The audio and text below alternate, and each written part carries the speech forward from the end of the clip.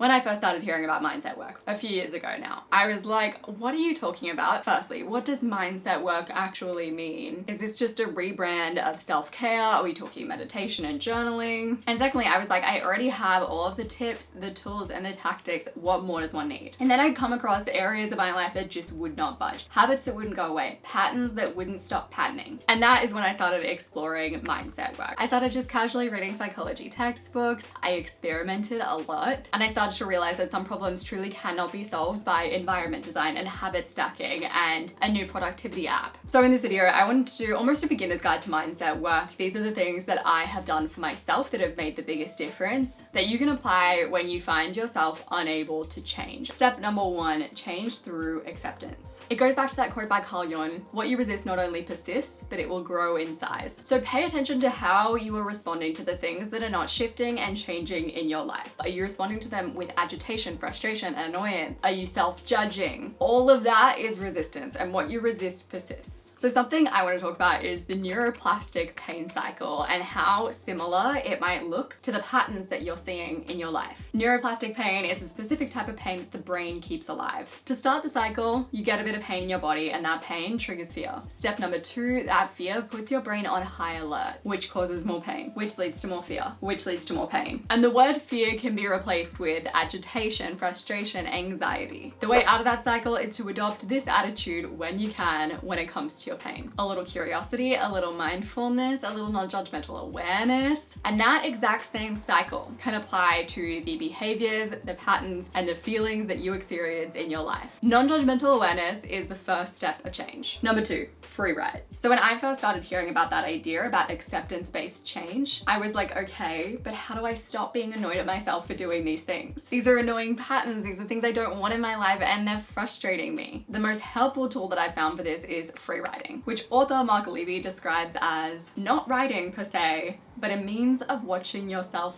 think. When you free ride on areas where you feel stuck, on things you just can't seem to stop doing, patterns that you keep on going through, it's like you move through all of those emotions of frustration, and then you get to sit back and objectively look at your situation from this place of just non-judgmental awareness of like, okay, this is what's going on. So here's how to start free riding to move to that place of non-judgmental awareness. Firstly, try typing, or make sure that you can handwrite pretty quickly. Writing quickly is part of free riding because you're trying to match the pace at which you think. A huge shift for me when it came to free writing was just starting to type out my journal entries using my little iPad. I'm a really slow writer and I just can't match the pace of my thoughts. Typing is so much better for me. Secondly, don't stop writing. No self-editing, no polishing, no censoring. That is the opposite of free writing. Thirdly, have intentions of deleting or ripping something up if privacy is a big thing for you. It's impossible to free write authentically if you're thinking about how others would perceive what you're writing. And lastly, no need to give background or context. Once again, you are writing how you think. You never think in terms of context and background. This isn't a diary, this is free writing. Once you start free writing about your problems, you get to step into what I call curious scientist mode. You're looking at yourself like something that you might be studying, something mildly interesting. Free writing really brings about that non-judgmental awareness. Uncover the old beliefs that are keeping patterns going. I used to read about limiting beliefs and I would be like,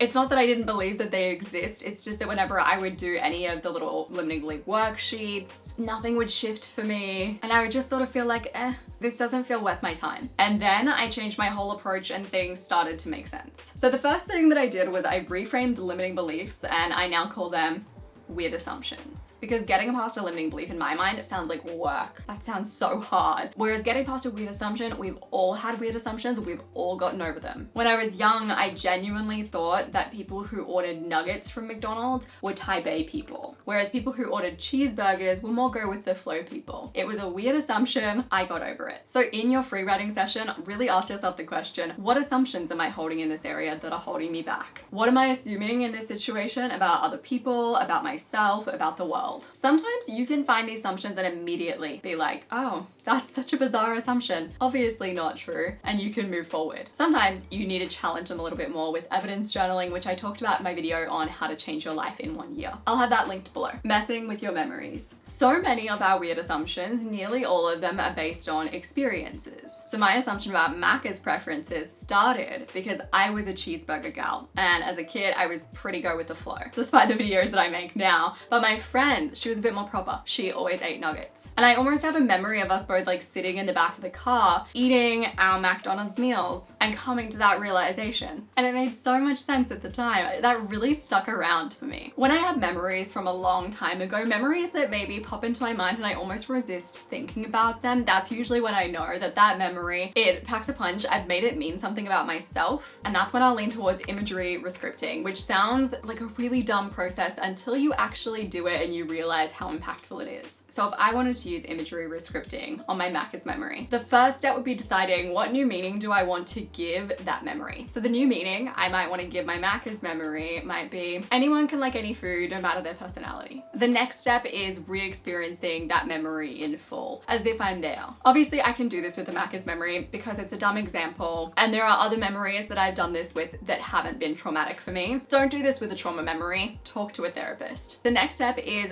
reimagining that experience, but have older you as you are now, pop into your memory and make any changes that you need to change the meaning of that memory or to protect younger you. Probably a bit of both. The example that I've seen of this a few times is going in, shrinking your bully to the size of a mouse, comforting your younger self. In my memory, I might insert the queen, have her eating a cheeseburger to really demonstrate that there's no correlation between how proper you are and what you order from Macca's. Obviously, I've used a dumb example, but I have used that on memories of bullying in high school, unhealthy friendship experiences, unhealthy relationship experiences, or even unhealthy workplace experiences. And every single time it's taken the sting out of old memories and it's helped me to build new meanings about myself, about the world. And it's such a simple and easy process that anyone can do. You can find more in-depth information about imagery rescripting on the internet, do it yourself, but also on my app Intention, I've created an imagery rescripting meditation that walks you through this whole process, completely guided. On it, I have guided meditations, guided mental imagery. I have journaling exercises, I have quick tools, and it's all high quality content, it's all actionable. If you want to download the Intention app on Android or on iOS, check out my link in the description below. Journal on your new assumptions. So almost all of the negative belief exercises that I have done have ended with flipping your negative belief around. So go from I'm unworthy to I am so worthy. And doing that can often just feel like lying to yourself and not work. So the biggest shifts around this came to me when I realized that you don't actually need to fully believe your new belief. You can just imagine that you do, or you can step ladder your way to your new belief.